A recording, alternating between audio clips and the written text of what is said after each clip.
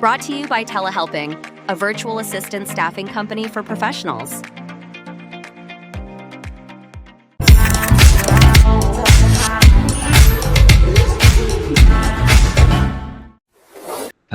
Hello, everyone. My name is Cody, the host of the Faces podcast, Entrepreneurs Are People Too, and the CEO and founder of Telehelping, a virtual staffing organization, and the sponsor of my podcast. So thank you, Telehelping, for allowing me the opportunity to talk to great people like Brenton this morning.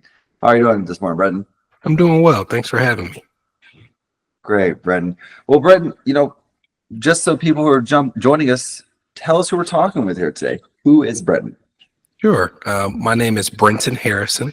So I'm born and raised in Nashville, Tennessee, and I'm the founder of a firm called New Money, New Problems. So we are a financial advisory firm that mostly works virtually, but, have some clients in the Nashville area. We primarily serve first and second generation high income earners. So that was what my parents were, not wealthy, but earning an income better than their peers or their parents. And that's kind of where my passion and specialty lied. So, on a day-to-day basis, we get to kind of hang out with people who look like me, talk like me, grew up like me, or in similar circumstances to what my parents went through. So just trying to have a narrative that speaks to the people that we serve. That's Brenton. That's great. And so when you're not, and I want to get into this new money, new problems thing, because I'm definitely a new money, new problem person myself. So I fit into that category very well. When you're not managing new money, what's life look like outside of work for you? So I'm pretty intentional about making sure that I keep, time for family time, in the sense that I try not to be a workaholic. So I'm not a man of many hobbies. Most of the time, if I'm not working, I'm hanging out with a family member, or I'm playing golf, or, doing something with my little one. So simple guy in terms of interests, not very multifaceted in terms of like, oh, I do woodworking or whatever. It's pretty much just this. And if I'm not doing this, I'm trying to relax. That's great, Brenton. It's hilarious. I had a gentleman on just last week that made cufflinks for fun in his off time. Right. And so he's like, yeah, when I do have a moment, I like to make custom cufflinks. I'm like, interesting hobby. For a guy who doesn't have a whole lot of time. I would love to have something like that. I actually, there was a period where I felt not jealous of people who had it, but I felt like I was missing something by like not having that hobby. But now I've leaned all the way in. I'm like, no, I'm hobbyless. When you're an entrepreneur, I think your work is your hobby, or working of some sort is your hobby. I myself have sat there and like, man, I need something that's not a business that I consider fun. And besides cars, I like cars. Besides that, I haven't had the opportunity to, I don't play golf. I'm horrible at it. However, I do drive a mean golf cart. I'm more of a tennis player. And so I enjoy tennis. Hey, there you go. Yeah. So new money, new problems. I will say that, I come from a wealthy trailer park family. And so, some of my best advice at the beginning growing up was don't worry about it. Spend the money today. You'll make more next paycheck. That was my wealth management advice from my older brother when I first joined the military. And so, I'm sure I have an understanding, but chat with me about some of the challenges that you face with the first generation, second generation. They have some money to use. It's not a scarcity like it may have been in previous generations. Chat with me about some of those challenges. Yeah. So, depending on the way you grew up, especially if you didn't come from financial resources, and when you add in certain cultural elements, and you've actually talked about this in a previous episode, you mentioned having a family member who had reached out to you for money. It's not just that you're getting into the situation of having a higher income for the first time and you don't know what to do with it. It's also the assumption of everyone else around you that you do know what you're doing, right? So it's two things, and both of them are troubling, because you can mess up your money on your own because you don't have that financial literacy. And then if anybody needs something, there's the assumption that you have it, because it's true, you have reached a level of income that other people haven't reached. But if they haven't reached it, they definitely don't understand the idea that you can spend every dollar that you make, right?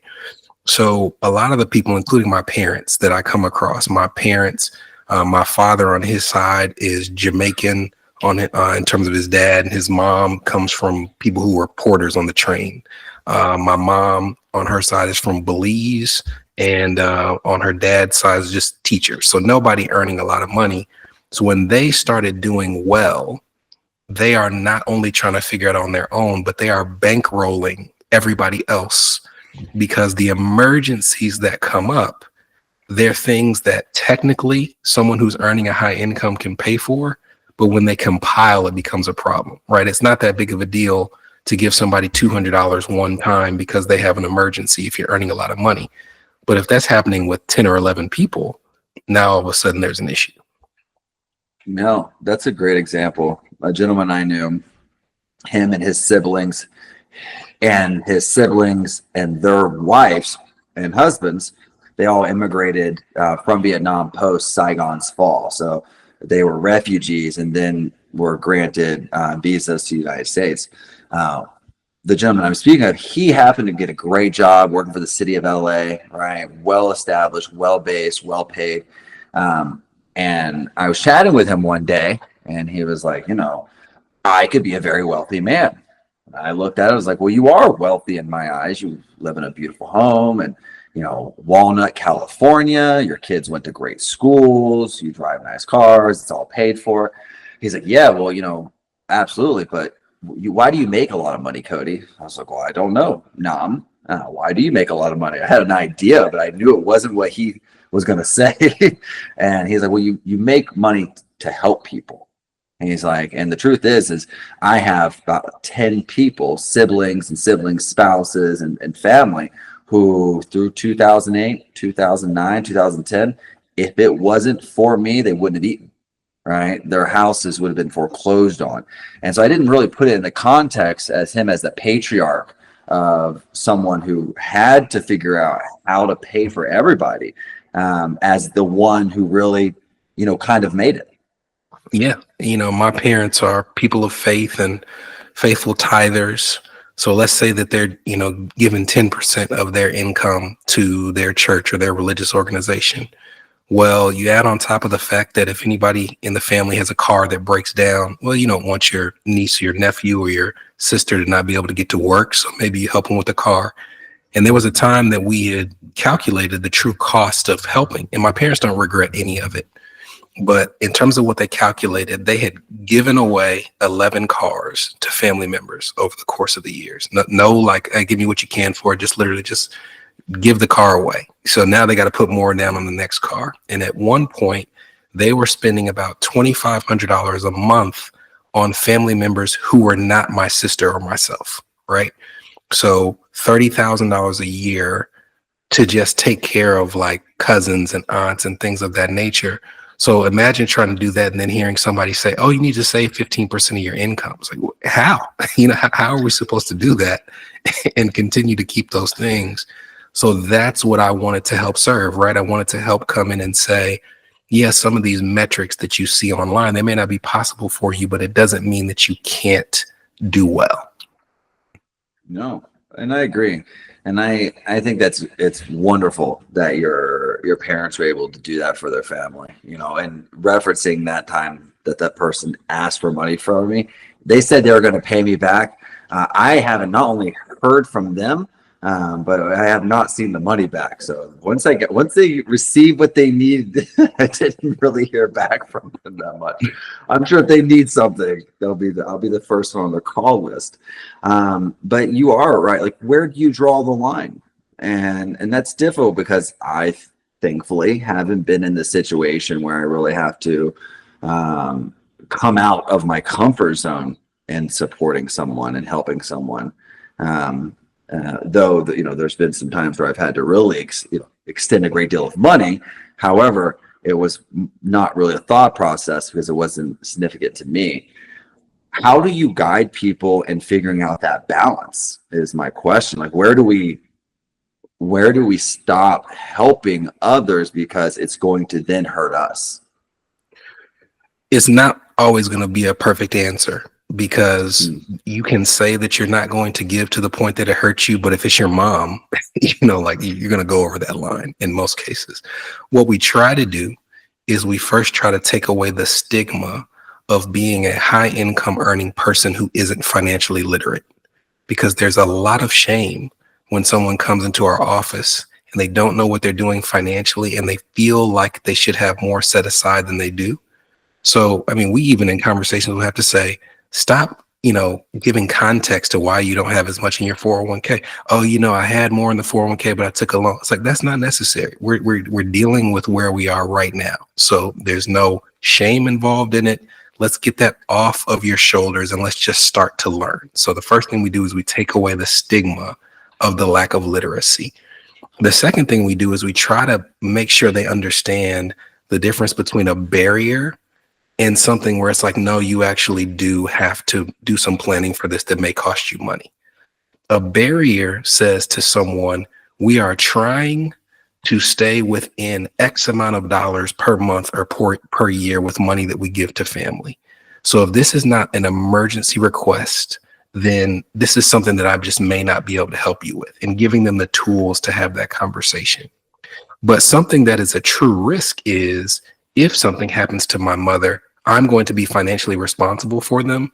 So I might as well put some things in place now at a smaller amount of money, so that if she needs long-term care, if she needs this, if she needs that, when her health fails, then I'm not completely wiped out from those circumstances.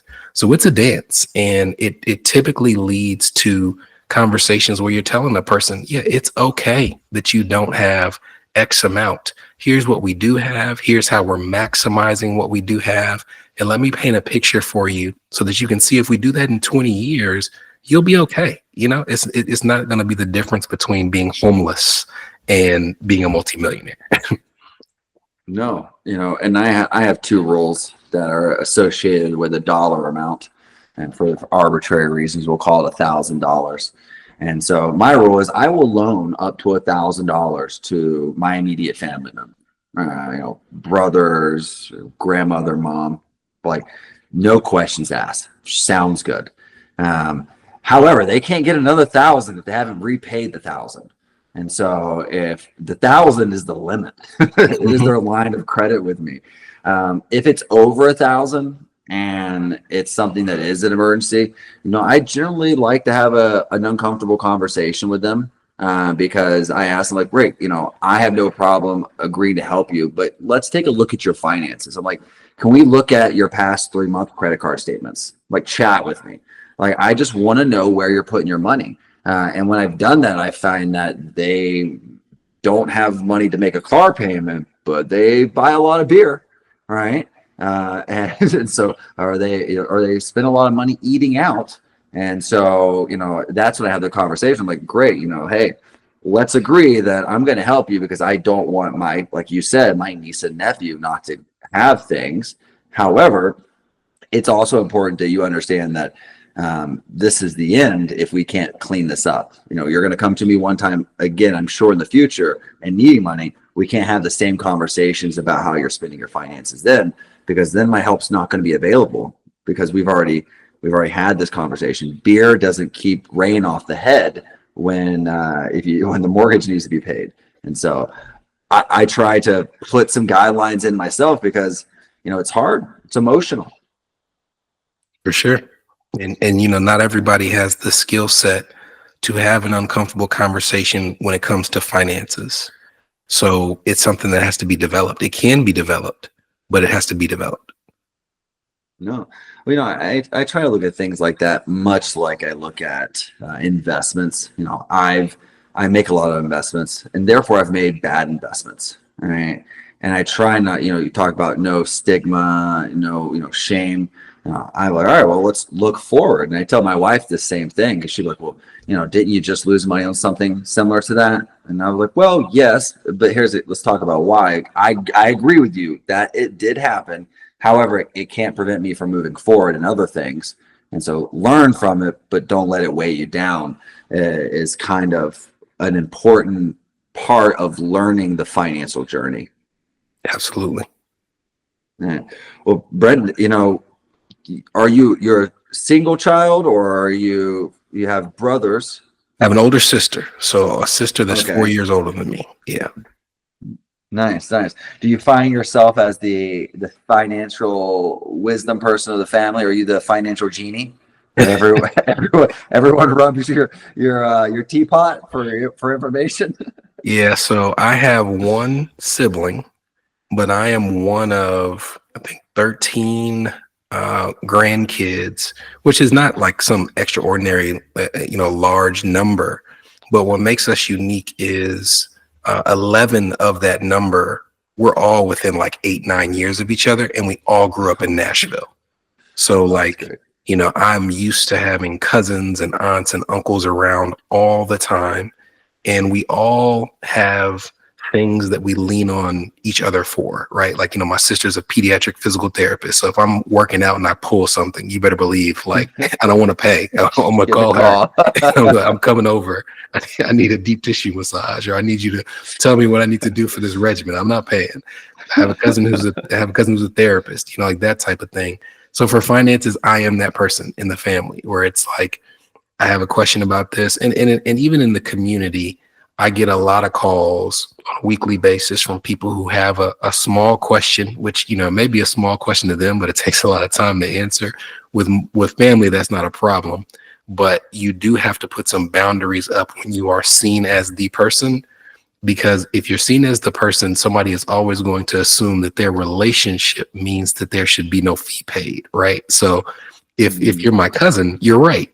You can ask me that question and I'm not going to pay you a fee. But if it's somebody that's just like, yeah, we happen to have gone to church together for all these years, but like, I've never been to your house. You've never been to my house. Like, that doesn't entitle you to free financial advice.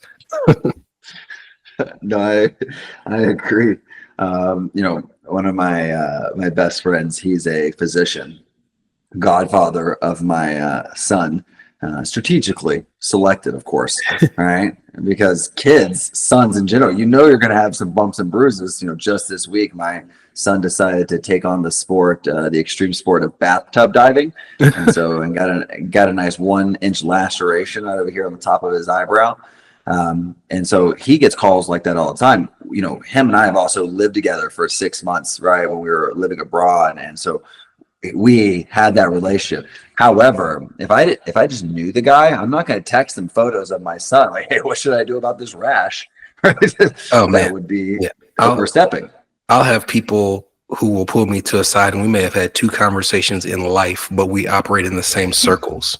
And they'll pull me aside, like in the middle of church. Hey, I had a question about my retirement account. I'm like, are you serious? So you have to be intentional about setting boundaries, because I do understand the desire to have access to financial advice, especially in my community where it's not as accessible. But I try to do the best job I can of giving out free advice on public platforms as consistently as I can, so that when those questions come up, I can say, I don't have the capacity to meet with you about that, but I've done 3 podcast episodes on it, and I'll shoot you a text with the links to them, and hopefully it answers your questions. That's great, right? You're finding a way to value your time and boundaries while also still supporting. Yeah. I would say, unfortunately, I am the leading financial expert in my family. And I have a master's in public accounting, which doesn't mean anything. It just means I can look at a P&L and balance sheet. Like, I did not take my CPA exam. I was the only one at my class who didn't take a CPA exam, had no desire for it. But when I get calls I get not just calls, but if I go into my Facebook, spam folder, we're not talking about the message folder. We're talking about the spam folder. I'll see messages in there. Hey, should I buy BTC right now? I'm like, hey, what do you think about? Is this a good time to buy a house? Because are you thinking the prices are going to go down? Like, I have that happen all the time. And the first thing that comes out of my mind is hey, listen, this is not financial advice. I'm not a financial advisor in any capacity. Right? I'm barely qualified to make my own decisions. Okay. And And so I could only imagine that being so important for you, being that elevated resource in your community. So Yeah. that's a tough challenge to navigate. Yeah, and I had to build up that skill set because it is uncomfortable to tell someone who you may not be close to, but they have known you for a very long time. No, I cannot meet with you, and here's the reason why. And I used to just not. I used to just hold the meeting. I mean, my philosophy used to be technically I don't have anything scheduled during that time, so technically that means I'm free, and I'm not. Right? That's time that I may be decompressing. It's time that I may be ideating for something else. So you have to just like someone has to learn to have an uncomfortable conversation about money with a family member, when you are a business person, you have to build the skill set of being able to enforce boundaries in terms of your time and your prices. No, absolutely. And, at telehelping, I've had a couple friends who've started businesses, and they wanted to set up, basically incentive-based pricing with me. Like, oh, don't charge me anything right now, but when we make money, I'll pay you. And I said, hey, listen, I can't pay my staff on IOUs. And so, but that's a great way to value your time. And I have just, I'd say, within the past year or two, got to the point where I stopped taking courtesy meetings. And so, about 2 years ago is where I started thinking like, hey, listen, whether I know them, I don't know them, there has to be an intentional point to the meeting. Like, you're considering this, because I still run the sales inside of everything for telehelping, right? Is this the conversation we have, or are we exploring opportunities? Like, my marketing team used to just throw people on my calendar. They want to have a meeting with me, and they're like, yeah, I want to meet. Great, Cody will meet with you. And I said, hey, listen, about 2 years ago, I was like, stop it. Yeah. Like, I'm having too many opportunity-based meetings. So around the same time, for me, 2.5, 3 years ago, and it wasn't my idea, it was something that I picked up from another financial advisor. You cannot get on my calendar if you're interested in working with us unless you acknowledge our fees. Doesn't mean you've agreed to pay our fees. It just means that you've acknowledged that you understand that this is what we charge, and knowing that you're still interested in having the conversation, right? Because I have spent so many countless hours, and so I bought so many coffees and teas for people to have those like exploratory conversations, and then you get to what you're charging and you never hear from them again. And I'm like, there's just so much time wasted. So now it makes it so much easier. Now, granted, there's a whole lot of people who are going to say, no, they don't want to meet. But like, why would I meet with you in the first place if we're talking about business? And before you even hear the value that I provide, you're not willing to consider paying that price point, right? So it saves me a lot of time. No, and I admire that very much, because you're willing to put in front of someone something that may be an immediate ender for them, right? To avoid any opportunity to waste your time, to then be like, oh, that's way too much. And I think that is, honestly, I'll probably take that as a nugget, because, we're not a price competitor. We're a value competitor. All right. We focus on value. I tell people all the time, I will never discuss price, because it is what it is. And however, I will talk about what you can seek to achieve with our value. And that's what we're here for. I never discuss price, never negotiate it. And so I think, being that that's what I do, I think I'm going to take that little nugget from you, because I think it's a bold thing. But, and some people, I'm sure people have not responded well to it. Right. You don't even want to talk to me? Yeah. People will say no, and, they'll click the little button saying, no, I'm not interested. And I don't harbor any ill will. And there's more that say no than there are that say yes. But the close rate for the people who have said yes is astronomically higher than it was before, because price is not the concern. The value is the concern. You already know what I charge. It's not a barrier. Now it's just, can I follow through on what I said we do? No, I think that's incredibly important. And like you said, now when you're getting on with someone, like, hey, we gotten the cost out of the way. Now I can focus on really the value, because that's already been acknowledged, and then it makes the meeting more productive. Mm-hmm. No, that's great.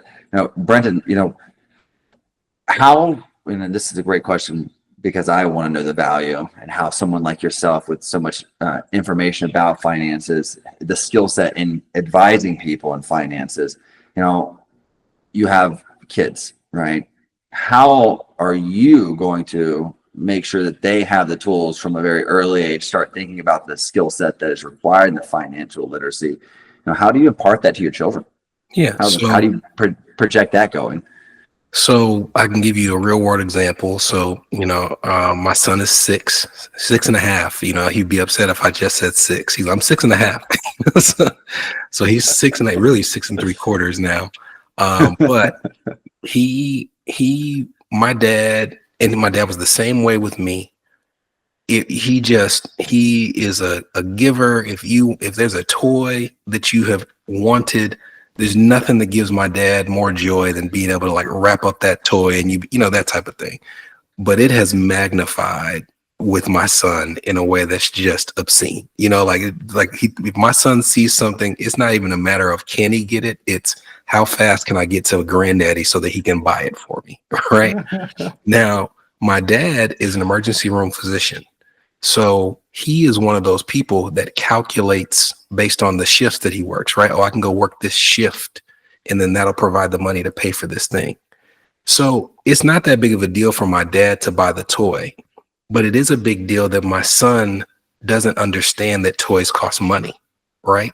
So when he comes and he says, oh, I want that. Well, Brenton, we're not getting that right now. If he says, which he will, well, I'll ask granddaddy. Okay, well, why is it that you think that granddaddy can get the toy and mommy and daddy can't get the toy, right? Like helping him understand you see mommy and daddy on calls. What do you think we're doing on those calls? Well, he'll say you're working. Yeah, but what does that mean? Why are we working?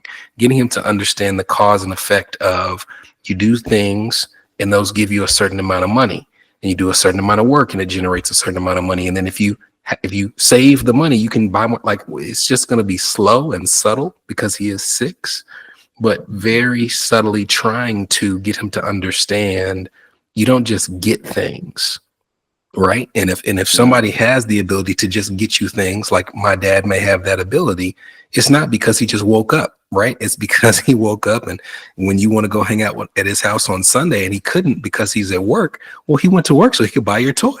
So like that's how we're trying to build that mechanism. No, I like that. And I also my best friend, he was an emergency physician.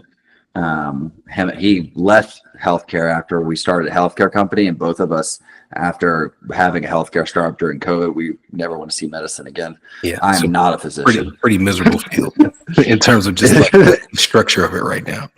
It is, and wow, to be an emergency physician during COVID was something else. And but one thing that him and I do now is we own an equities company and we trade every day. And so we've gotten into the habit sometimes of saying, "Oh, that's just a trade," right? I'm like, "Hey, we're gonna go diving in Cancun. That's just a trade, right?" He's like, "Oh, I just need to make a trade." And so because the truth of the matter is, if you trade well, right, you can wake up in the morning and be done with your daily earnings before, most of the time before my 8 a.m. call. I've already made my money for the day. So, but the thing is that is an infectious thought process, right? Because I just treat everything like a trade, and sometimes it makes things seem insignificant. Mm-hmm. And if I do that same thing, and I've imparted bad wisdom to my children before, not because it was bad, just because the context wasn't there. And I think that, go ahead. So I'm the child of the person who thinks that way. So I'll tell you what it leads to. Because I grew up with a person who thinks of all money that's being spent as like just how much more he needs to go earn, not what he needs to save, how much he needs to go earn, then I have the tendency to not evaluate whether something is a good purchase based on the merits of the purchase. I evaluate it based on how much I need to earn to pay for the purchase, right? So it's like, it may be a dumb thing to buy, but I'm not thinking about whether it's dumb. I'm thinking about, oh, that's one case, that's one client, right? So you're imparting, like a behavior to the child that says, you don't have to think about whether it's a good purchase, right? Should I go to Cancun diving? I would argue that you should, but like you also want to understand. And here's the second part of that that's a positive. You said that you can get it done by 8 a.m., right? And a friend of mine who's a bass player, and I'm sure he didn't come up with the quote, but he talks about how much people balk at the studio rate that he charges, right? I charge $100 an hour for a studio session, or X $1,000 an hour for a studio session. And people will say, why would I pay you so much for an hour? And his response is, you're not paying me for an hour. You're paying me for the years that I spent to develop the skill to be able to finish this in an hour, right? So it's like, yeah, you can finish it by 8 a.m., but that's because you know what you're doing. If somebody who like that, it took years to know what you're doing to be able to do it by 8 a.m. If somebody just came in tomorrow and tried to finish by 8, you'd be like, yeah, that's why you're broke. Well put. And I think that is your friend's analogy of his value is really important, because he's like, great, yeah, it's an hour to you, but let's talk about how I got to the ability to do that in an hour, and why I charge you what I charge you. And you're right. I mean, I traded for years, losing thousands of dollars over the course. And there were a period of time where months on end, I lost thousands of dollars because I was in there doing the trades. And so now I'm in the process. Thankfully, I'm net positive on life of trading, but it takes a lot of time to be able to do that in that short period of time. I have a buddy of mine who will blow me out of the water. He will be done trading before I probably hit send on my first trade. And so, and I love him. And if you're listening to this, which occasionally I know you do, I want you to continue sharing with me your successes, but man, it boils my blood sometimes. if I'm sitting there at 7 a.m., like, okay, let's do this, right? We're gonna knock this out today. And he's like, done, 40K. And I was like, man, I want a tenth of that, please. And so there's that, but also again, he got me into trading, right? And he was doing it 5 years before me. Yeah. So how many hours of that is, of experience is that you're bringing to the table when you set up to do your trades? Yeah. Oh, well, and that's the same thing with you. I think that people with your experience need to understand that while they have access to you at church, right, or maybe through a friend circle, that in order to be respectful of you, right, you have to understand that what you're asking from Brenton isn't something that's free, right? It's something that it's your product. You're asking for a free sample. So, and the truth of the matter is there. Yes, it's great that you have this man in your community, this man in your church who is there and is willing to talk with you. However, sometimes we have to ourselves as people in the community around these experts have to realize that what's overstepping, right? And we want those answers, right? But also, we have to be respectful of someone's time and value. You're trying to make a living. You have children you want to take care of, a future you want to build. And we don't want to take from that ever. Absolutely. Yeah, that's great. Well, let's get into the specifics of new money, new problems, which I love so much. I always tell people that I'm more aligned with an old money mentality, because I come from really poor upbringings, but eventually it led to the point of my grandmother raising me. My grandmother being like Great Depression kind of savings. And so while I think like a poor person, I save like someone who's about to go in hibernation. And so, I have a weird mix, but chat with me about your company. How, who do you work with? Talk to me about, and please, if you want to, lead us to your website where people can find those prices and things like that. Chat with us. So we serve first and second generation high income earners navigating wealth for the first time. We say that tagline over and over again: first and second generation high income earners navigating wealth for the first time. Because if you hear it, you get it. In the same way that you chuckled when you heard the name of the firm, that's very intentional, right? I could have done Harrison Financial Services, but that's not going to immediately attract the type of person who fits new money, new problems. When I say the name, I either get a confused look from somebody like, that's the name of your financial services firm. And I'm like, man, you just saved me so much time because you're not the person that we're reaching for. Right. But the person who understands it immediately chuckles. I'm like, man, you named your firm after like a Biggie reference. Like, absolutely. And all of our content is dedicated to helping those particular people. So our typical client is, I'd say 35 to 50.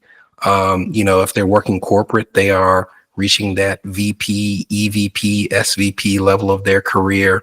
If they're an entrepreneur, they are to the point where they can finally, pay themselves a salary. They're not in the bootstrapping phase anymore. So we're helping them navigate, topics that they just have never had anybody give them advice on, right? Like if you're a business owner and you don't understand like the QBI deduction, for as an example, that could literally be a 6-figure tax bill difference, based on knowing what you're doing with it or not knowing what you're doing with it. If you're a person who has equity compensation and you have restricted stock, you not understanding when to buy and sell things is the difference between paying taxes twice, or paying income taxes once and capital gains tax once. So it's just all those questions that they haven't been able to ask people. We try to do the best we can to have the knowledge base to answer those questions. No, and that's great. And, I have to say that I waited too long into my wealth to start having someone help me manage it, because I thought to myself that, well, I made it, I must know what I'm doing. And so I started a company and sold it. I must know what I'm doing. And the truth of the matter is, and I'll chat about one of the clients that I currently consult with, a big issue that they're seeing, and they're on the accounting side, tax strategy, law side of things. One of the big things that's misleading people nowadays is TikTok and Instagram advice, right? We see a video, and I was just talking to my wife about this last night because she sends me these videos all day, right? And we realize that we have to understand the medium in which we're receiving that information is on a social platform, right? They are walking a very thin line to not say anything to you that really is, going to have to hold them accountable for that advice. I personally love working with someone who is considered an expertise, as well as someone who's accountable and liable for what they're giving you in terms of advice. That right there, that's when someone is putting themselves out there where they have to answer for those pieces that they're giving you. Yeah. If I hear financial advice that sounds shaky, to me, I'm like, can this person be reported? Not saying that you should report, but like if I do something that harms somebody, there's regulatory agencies that monitor me. There's designations that could be stripped from me. I could be sued. I could lose my ability to work in this profession. There is a real risk that comes with giving financial advice when you actually are regulated. So if you're telling me all these risky things to do, and if it harms me, you just get to walk away, I'm not going to listen to too much of your advice. Yeah, I mean, precisely. If they're giving advice that isn't regulated, it means that they don't really have to put too much thought process into the advice. It's like dietary supplements. They are not regulated by the FDA. And so, it's like how much they're really going to help you. Brenton, how may someone get in contact with you? The best mediums for that, if they're interested in having a further conversation. If you go to newmoneynewproblems.com/subscribe, I always give the email list because to me, I think it, takes a while for people to get to know you before they want to work with you. So newmoneynewproblems.com/subscribe gets you on our email list. If you want to just check out the website right now, it's newmoneynewproblems.com. We have a podcast, the New Money, New Problems podcast. So we try to brand everything under that name and keep it consistent. No, I love it. And chat with me for a second. What's your podcast? What's it touch on? So New Money, New Problems podcast are all the conversations that we've been talking about, just in more detail. I try to give away pretty much anything I would give to a client. So if someone has the time and the willpower to go get their education on restricted stock, on the QBI deduction, on insurance planning, then they can save themselves the fee of working with me. Like there's nothing that we hold back in terms of subject matter on the podcast. Anything that we would teach a client about being a first generation, second generation, high income earner, that's what we talk about on the podcast. Try to keep episodes between 15 and 25 minutes, and we release it weekly.